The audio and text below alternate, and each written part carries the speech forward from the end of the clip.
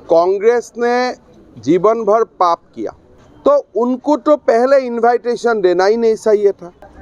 वो एक कांग्रेस जो है वो बाबर का पास जाने के लिए उनको अच्छा लगता है, राम का पास आने के लिए उनको अच्छा नहीं लगता है। तो ये यात्रा का नाम भारत तोड़ो अन्याय यात्रा।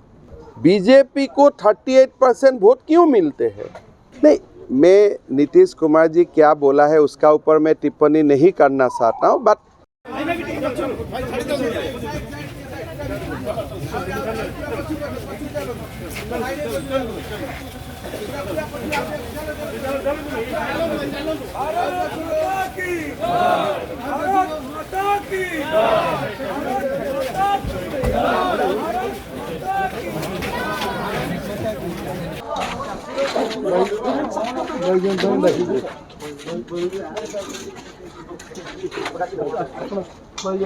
चलिए, मेरा तो कोई कुछ बोलना नहीं है, आप ही लोग पूछिए अगर कुछ पूछना है। देखिए, ये जो इंडिया अलायंस तो नहीं हो सकता है, ये इंडी सिंधी बिंदी कुछ भी अलायंस है। और यहाँ में आपको सॉप ओपेरा डेली देखने मिलेगा। आप उनका अगर हिस्ट्री देखें तो ऐसा ही है। सुबह ममता बोलेगा मीटिंग में आऊँगा, शाम बोले नहीं मेरा फ्लाइट मिस हो गया मैं नहीं आ रहा हूँ।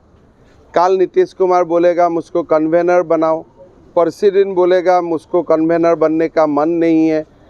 तो कोई दिन आप देखेगा पवार जी आ रहा है मीटिंग में, प्लेन ही डाइवर्ट हो जाएगा, नहीं आ पाया। तो ऐसा एंटरटेनमेंट न्यूज़ आपको इंडिया अलायंस से मिलते ही रहेगा। अभी आप कितना इसको इम्पोर्टेंस देता है आपका ऊपर ही है। नहीं, मैं नीतीश कुमार जी क्या बोला है उसका ऊपर मैं टिप्पणी नहीं करना चाहता हूँ, बट मेरा जितना असेसमेंट है ये एक सॉप ओपेरा है, ये कोई सीरियस पॉलिटिकल अलायंस नहीं है।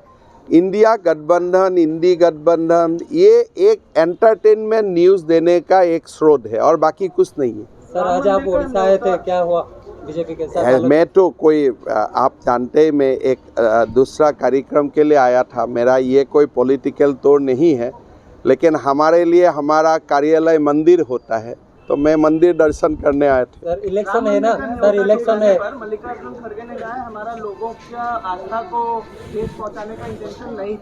आप देखिए, कांग्रेस ने जीवन भर पाप किया। रामलाला का मंदिर ना हो, सुप्रीम कोर्ट से लेकर सब मंच में वो लोगों ने शरण किया। कल्याण सिंह जी का सरकार भी उन्होंने तोड़ा राम मंदिर को लेते हुए। तो उनको तो पहले इनविटेशन देना ही नहीं चाहिए था, लेकिन विश्व हिंदू परिषद ने बड़प्पन दिखाया, उनको बुलाया। बुलाने का बाद अरे कम से कम जाओ तो, कम से कम तुम्हारा पाप थोड़ा कम हो जाएगा। तो उनको बुद्धि देने से भी वो अपना पाप खंडन करना नहीं चाहते, इसलिए उनके लिए बाबर ज़्यादा प्यारा है। तो ये वो एक कांग्रेस जो है वो बाबर का पास जाने के लिए उनको अच्छा लगता है, राम का पास आने के लिए उनको अच्छा नहीं लगता है। तो इसीलिए मैं तो यही मानता हूँ कि पापी थे पापी ही रहेगा। आप कैसे मदद कर सकते?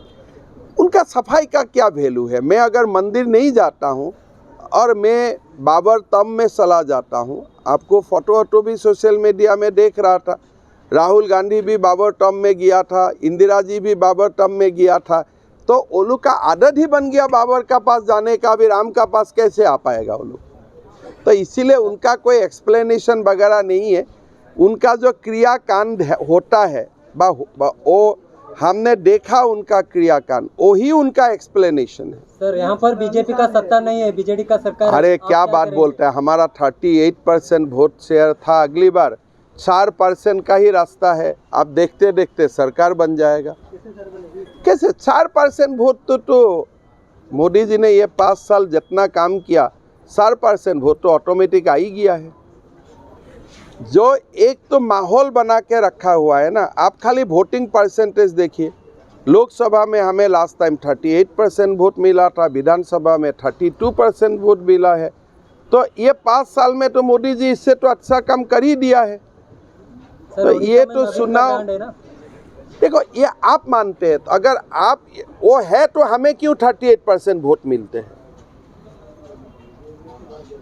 बीजेपी को 38% वोट क्यों मिलते हैं? मतलब यहाँ में जो ब्रांड है उसका निगेटिव ब्रांड भी तो है ना, नहीं तो हमें 38% वोट क्यों मिलते हैं?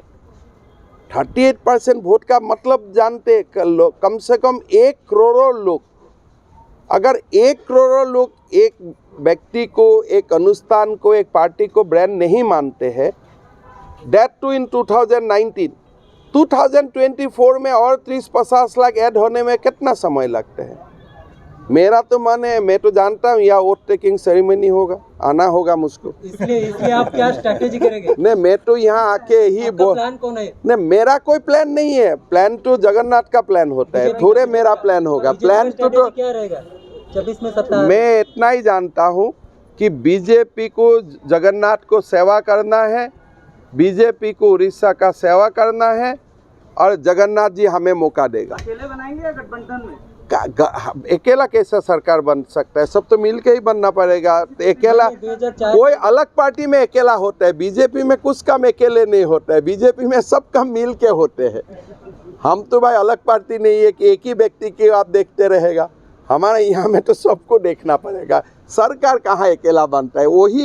वही सबसे ज़्यादा प्रॉब्लम है, जो अकेला वाला बात हो जाता है। सरकार तो सामूहिक नेतृत्व से बनता है ना, और बन जाएगा सरकार बहुत बढ़िया से। और मैं तो अभी यहाँ बोल के जाता हूँ कि मुझको और आना है वोट टेकिंग सेरेमनी में। राहुल गांधी की न्याय यात्रा है, न्याय की अन्याय, भारत जोड़ो न्याय यात्रा कर रहे हैं वो अपनी। तो जो व्यक्ति राम का साथ अन्याय करता है वो भारत का साथ कैसे न्याय करेगा?